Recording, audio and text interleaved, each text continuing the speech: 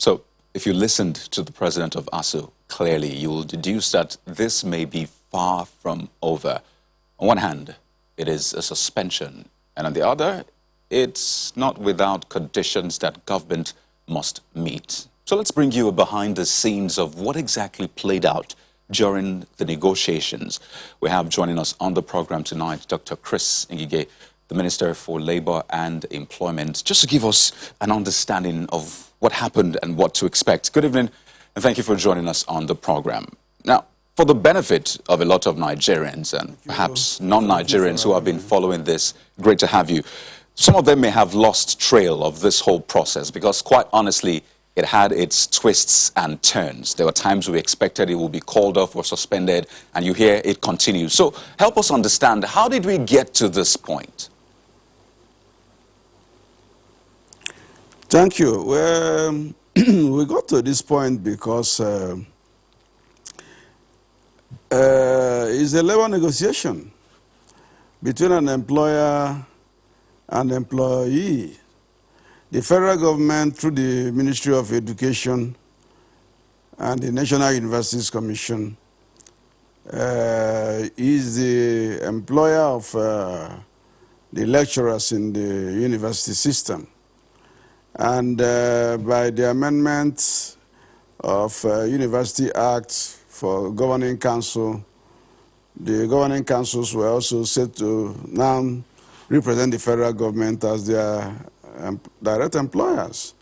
But when these issues of money payments, revitalization of university system, that's pumping more money to make our universities come up to world standard, and issues of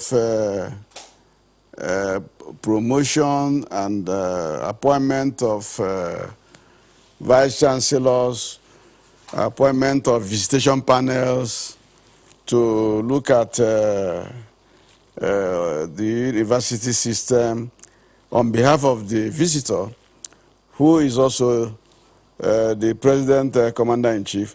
You will now see that it comes down again to Minister of Education, and if money is involved, Minister of Finance. And when they negotiate, or when they discuss, or social dialogue, as we call it in industrial relations parlance, and there's a breakdown, and there's a failure, the ultimate thing is that they move to the next stage of their negotiation, which is to the Ministry of Labor and Employment, where we will now act as conciliators. They can come on their own. But if they don't come on their own, and one party, especially the worker or the employee, goes on strike, we do what is called apprehension and bring all of them to the negotiating table.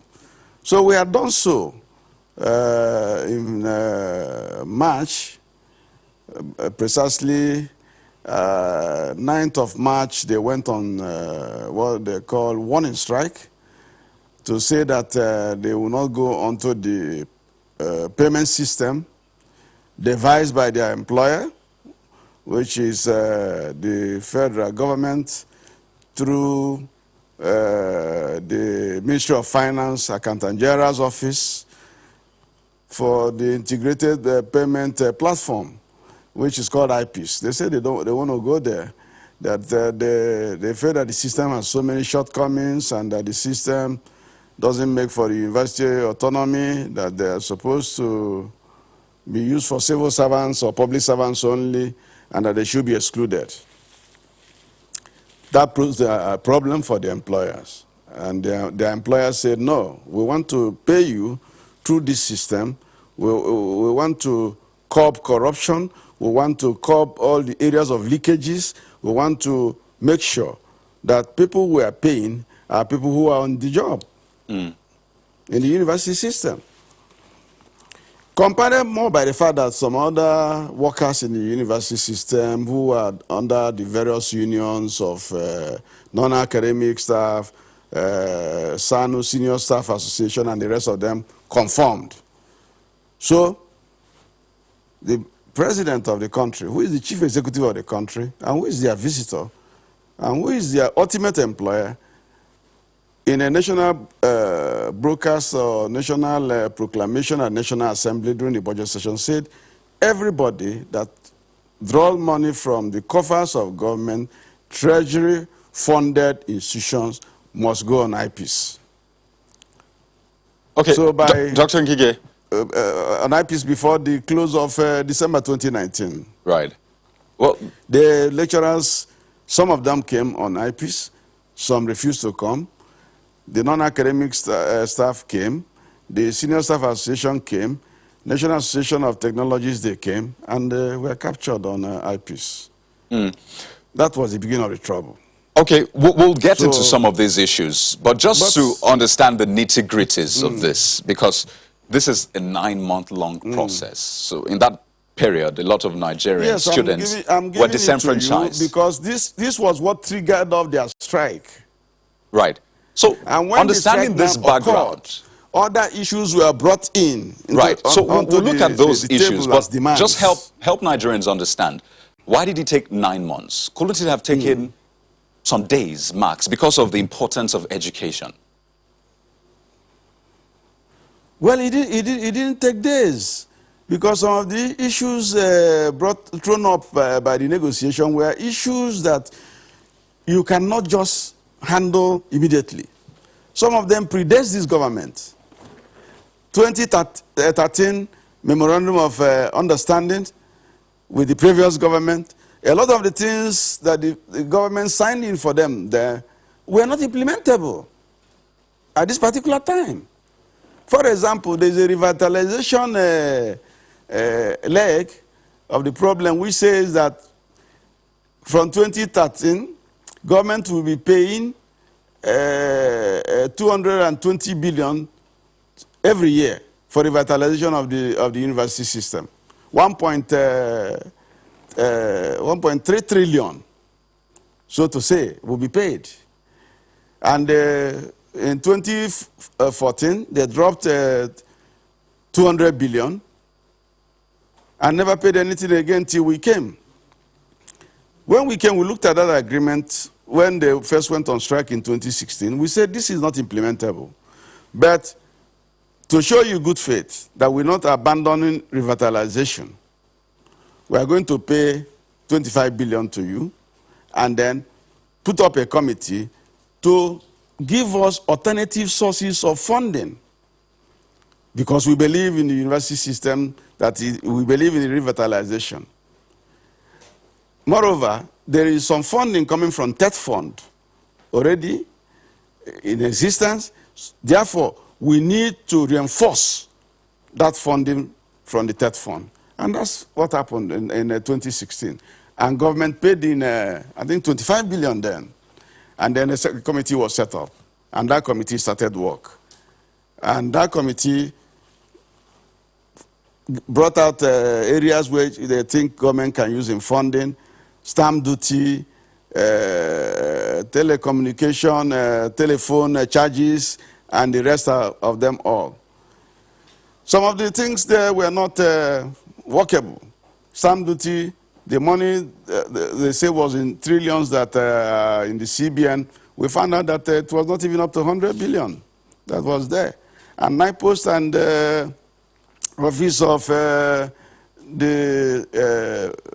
FIRS, they were battling on who should collect the stamp duty. That of telephone, no-go area. So these are the things. So that revitalization was not realizable, it was not implementable. And we said so from day one.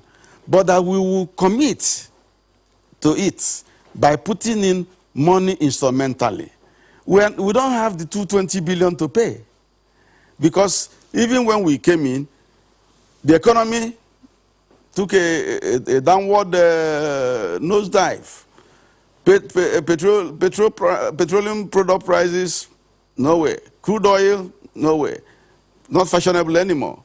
So, even production volume dropped from 2.3 billion to about 1.8. From 1.8 to, at a point, 750 million per day in 2016. So there was no way we could implement that. And they knew there was no way. And we were trying to to find a way to make sure that the revitalization spirit or that philosophy was not abandoned. There was the issue also of end academic allowances. End academic allowances are allowances you pay for somebody who had done an extra workload apart from his normal. Is computed, and after computation, is monetized. So, again, we started looking at it, and we said we couldn't continue this way. Let us get more lecturers to be in that system so that nobody is overworked. We put up another committee on that. So it was not that it wasn't going to take, or government wanted it to take a long time. No, the issue is that the resources were not there to do what somebody signed for you in 2013, an agreement which we told you was not implementable. We don't know why they did that. Again, 2009, that one is off because that was what was even reviewed in 2013.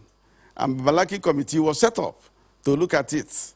So all these things, we gathered them and started moving with them through Ministry of Education and even into my ministry because I had to do extra work to get involved so that when the discussions come on, I am not alien to the discussions or the issues there. So that was exactly what happened. So in the course of our doing this, the question of IPs came.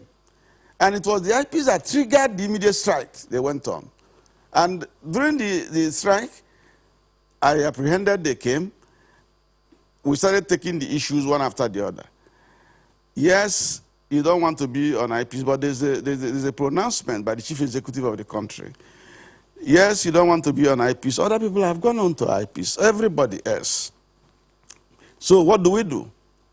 They say they now have a system which they call University Transparency Accountability Solution. And UTAS, we said, okay, we can look at your UTAS. If it is good, we merge them. Or we find a way to harmonize it with IPs because it's a local content thing. And the government believes in local content. The Presidential Executive Order 5.3 for local content. So it suits. What do we now do in the interim period? That was where we were, and we proposed to them that we will do something in the transition period. Let us find a way to accommodate you while we are testing your UTAS. How long will it take you to develop your UTAS? They say 18 months. So we said, fine. But this 18 months is a transition period. Something has to happen. Let us see a way to merge it. And they said no. So that is why we had this intractable problem, because at the time we said that, they now went on full strike on the 23rd of March. As we were trying to resolve it, the COVID-19 pandemic came, and it was to attend to Israel, because nobody knew who would be alive and who would not be alive. Mm. Thereafter, when we saw that we were alive, we made a case and paid them. The salaries that were not paid or that were stopped much earlier in February, we got a special dispensation from Mr. President to pay them. So we paid them for March, April, May, and June. And by that June, we now called them up to come for further conciliation. They said it wasn't possible, that there was a lockdown. We said, okay, let us do virtual. They said they didn't like a virtual. So we had to leave them. Okay, Honorable Minister, we're due for a break now. Until September. Okay, we're due for a break now, but I mean, you have chronicled the issues from June all the way, in fact, 2009 to June, now September. A couple of issues to touch on, but we need to go on this break. And when we return, we'll continue our conversation with the Honorable Minister for Labor and Employment. So please stay with us. There is so much surrounding that announcement by ASUU that it has suspended its 9-month-long industrial action with a condition. And tonight we are discussing with the Minister for Labor, Senator Chris Ngige, who joins us from our Abuja studio. You have chronicled some of these issues. So let me see if I can take them one after the other. First, IPIS versus UTAS. What is the way forward? What is the agreement Will Correct. ASUU be going with IPIS or UTES now? Which one is it? The agreement we now have is that UTAS have been subjected to integrity tests by the information technology experts. The government agency, National Information Technology Development Agency, that is responsible for all government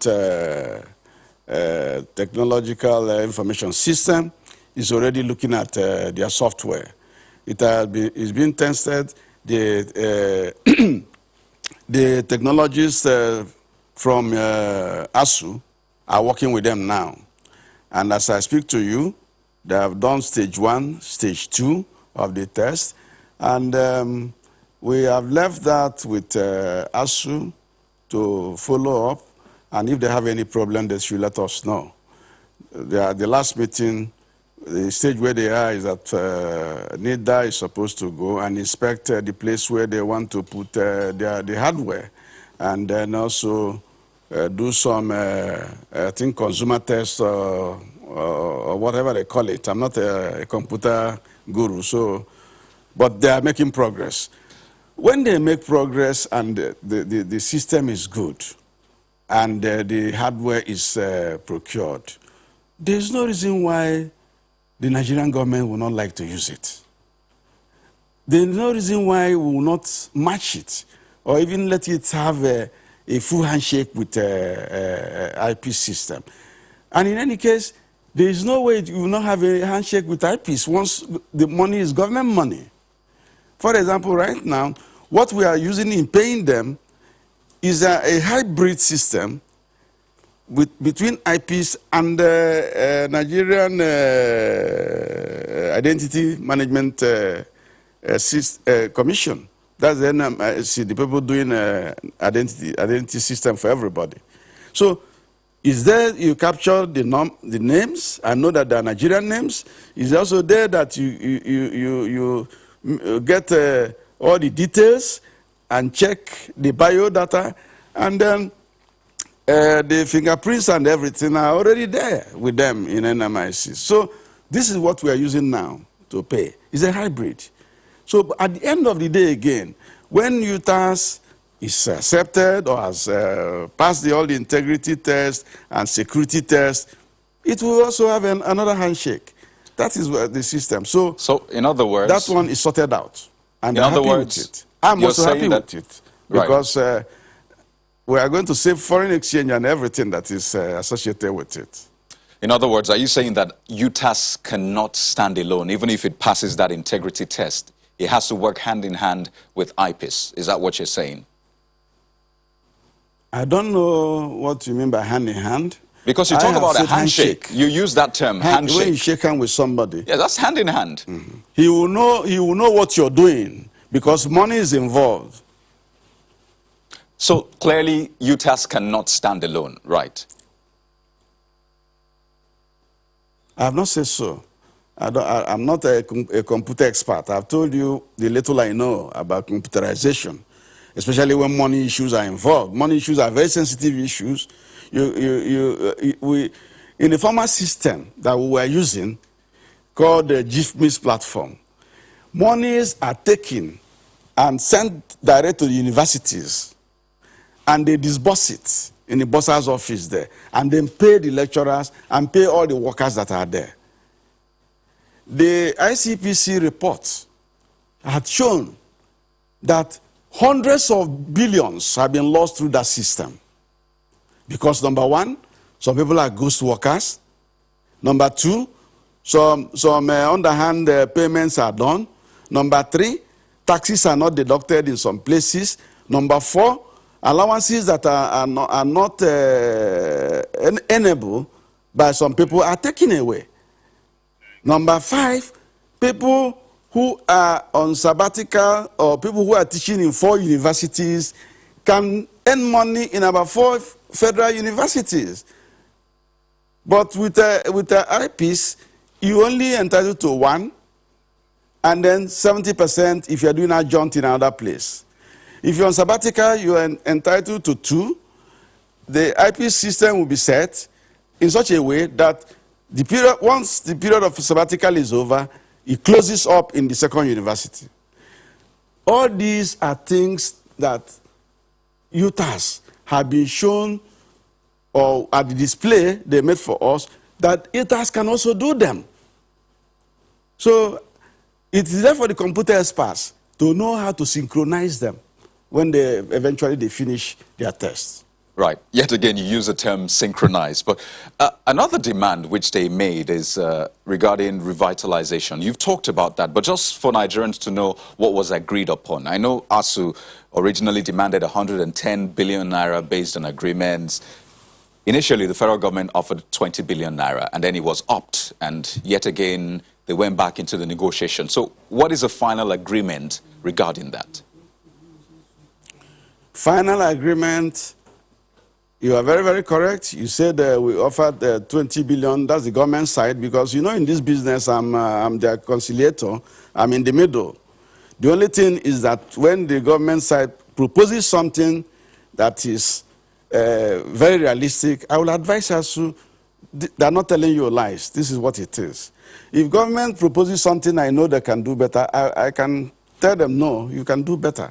So this is my role. My role is not to witch hunt ASUU or to even shortchange the government. No.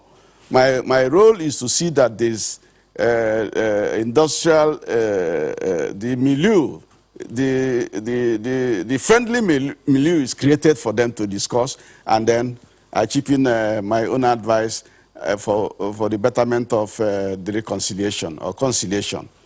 We call it social dialogue by ILO standards. So 30 billion is what government finally came up with. And they were stretched. And the stretching was done by me. It was done by me.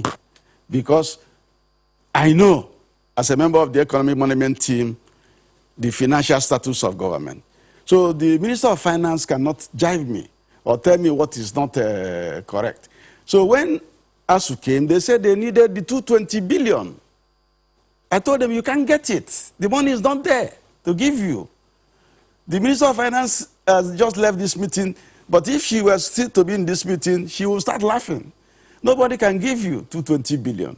They now said, okay, that 220 billion is supposed to be one tranche, that they want 50% of it, 110 billion. Again, I told them, you can't get 110 billion. I told them that the entire COVID budget of the federal government of Nigeria is 500 billion. To take care of the medical aspect of COVID, to take care of roads, to take care of water and sanitation, to take care of jobs that are to be created, to take care of even the social investment program. All 500 billion. So how can we give you 110 billion revitalization? Then again, side by side with it, going pari passu with it, is the issue of end academic allowances for you and for other workers in the university system who are in the other unions. Again, the federal government said, we give you 20 here and give you 30 here, 50 billion.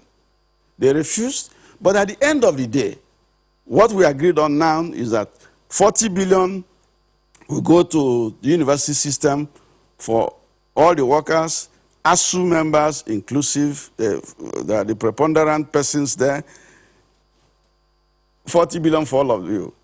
30 billion again now for revitalization. Again, to show our faith, to show our belief that this revitalization is not, we're not paying lip service to it. We will continue with the recommendation of our committee. We will continue with the special recommendation you sent to President on this, which the President have approved for the Ministry of Education. So you hold this again while we go on. As you are holding it, that fund will also be doing some revitalization for you. I think last year alone, that fund did a revitalization of about 180 billion or so in the university, in the educational system. So these are the things that are there. So for now, our agreement is this. 40 billion will be released before the end of December. In fact, we were waiting for the accounts and the details from the university system, and then NUC have just supplied that yesterday. So they will get the 40 billion before 31st December. The 30 billion for revitalization they will get in January. The money is not there. That's the truth of the matter. Well, let me economy ask. is not too wonderful. Otherwise, we wouldn't have entered recession, even though it's a mild one. But the issue is that it's a recession, and we have gone in there, and we are fighting to come out from recession. Honorable Minister, first, there are two questions, but the precursor is how much of a priority is education, tertiary, at all levels? How much of a priority is education to this government?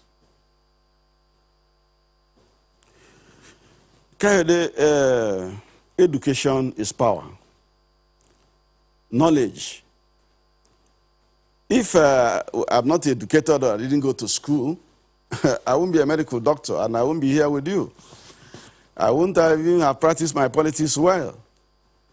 I won't be able to maybe read and write. So this government places education as high priority. There's high premium on education. Even the budget we are doing now, you can see where education is. Education is about number 3 or number 4 on the list. And I can also tell you that there are so many interventions in education, including the World Bank loans that we are getting. Some are in education and health. These are priorities. There are social entities, but education and health, no nation can play with it. If you play with both, then there is no country. You will have no persons even to populate a country for you. So education is high here. But again, you must go to a weighted scale. You put everything on the weighted scale. If you are sick and you die, will you have education? The answer is no. Right. If you're educated, if you have been educated, and then you don't live to let the country use your education, you die because of careless health system, right, or moribund health system. The reason I ask, not use again. The reason I ask you is, cannot joke with either. The same goes with defense. Security issues. Everybody is now shouting, oh, there's no security in this country. Our lives is nothing. We must put something in defense again. So it becomes a question of choice, priorities. You prioritize the needs as the circumstances prevailing at the time. But education and health will always be in the top rung of the ladder. Well, the reason I ask is in 2012, the former government conducted that needs assessment, and you've referenced that a total of 1.3 trillion naira was said to be needed to revitalize that education sector, to bring it to the standard at least that we look forward to. I mean, a lot of Nigerian students have to go abroad to get education, but if we invest well in our education system, then we'll need to have that kind of education tourism. So that agreement was made, and it was said that within 6 years, the monies will be paid in different tranches. You referenced that the former government paid 200 billion. This government tried to pay just over 20 billion, basically not meeting those requirements. So in the light of this government failing, a lot of Nigerians are wondering, does it still pay as much priority to education? Can't we find ways to get these monies and ensure that we give our children the very best? If you say this government failed to do A or B, that will not be fair. 2 reasons. Number one, if I were part of that government at the time, who know that this is not doable. But you don't also blame them. At the time, they said that oil was selling at $120 a barrel. $130 a barrel.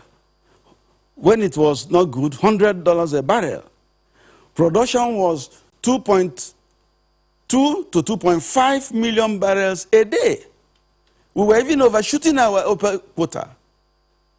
But as soon as this government came in 2015, Kaide, me and you were here. The price of oil pummeled, nosedived, to at a point $27 a barrel. Even during COVID, it went down to even $15 a barrel. Nigerian cargo was not being lifted anymore. In 2016, production went down to 800,000 barrels a day, down from 2 point something, because of militancy in the Niger Delta, because of burst pipelines and the rest of them all that occurred at the period. I mean, how do we get the money to pay for what people who were earning $120 a barrel, 2.5 million barrels a day, projected and said, okay, we accept? We can't do so. So what we needed to do was to put on our thinking cap.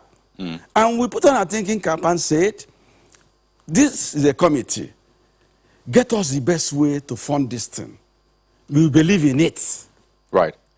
And until you do it for us, we will start to manage and to show our solidarity with that particular philosophy. Because you know that ASUU thinks... We need it. Yes, you know that ASUU thinks quite differently. To say that we didn't pay or we didn't do is not fair, because the resources to pay is not there. Right. ASUU thinks differently to an extent. Our payments through the telephone. And by the way, right, the government that drew up that agreement, the 200 billion they paid was even from that fund that they took it. Well, Honorable Minister, we're winding down on this, but I mean, it's good you have given us some insight into what played out, and the question now is what to expect. ASUU is saying that the condition ASUU has given basically saying that if the government fails to meet its end of the bargain, then they're going on strike, in fact, without notice. So do you agree to that, and are you prepared for that? We will not come to that. We will not get there. We will not get there because I have so structured the agreement in such a way that it's a win-win situation for everybody. For example, the revitalization, we have given government up to 31st of January to pay that. We have also opened a window that by end of February, we will sit down again and review all this situation. End of February, 8 weeks, 10 weeks, 9 weeks from now. So nobody is going to keep anybody in suspense. Nobody will do so. We will not do so. I will not give ASUU the opportunity to go on strike. I will not. Because I have 3 biological children that suffered from this particular imbroglio we found ourselves in. 3 biological children. I have about 15 people on my scholarship in Nigerian universities. My 3 biological children are here in Nigerian universities. They even went to secondary school here. 2 of them are American citizens. I have the option of leaving them to go to America and enjoy free education or whatever, but I didn't. So I'm committed. I'm a parent. I'm a committed parent. I'm involved, even more than some ASUU members, because some of them have their children in private schools. So I will not give them the opportunity, because I'll make sure the government does its own bit. I have structured the agreement in such a way that is doable. And I trust that a lot of Nigerians will be holding on. They also know that we have labor laws. If the worst comes to the worst, they will give time. They will give notice. There's nothing like... I do know that a lot of Nigerians will be holding on to your words that you will not allow this happen again. But we'd like to thank you so much, Honorable Minister for Employment, Senator Chris Ngige. I will not allow it to happen. Thank you so much for sharing your thoughts with us, and we wish you the very best. Thank you very much, Kaide. Thank you. We'll be expecting to hear from ASUU any moment, but we'll turn our attention to security when we return from this break. Big questions, really. What are we not looking at? What else do we need to do?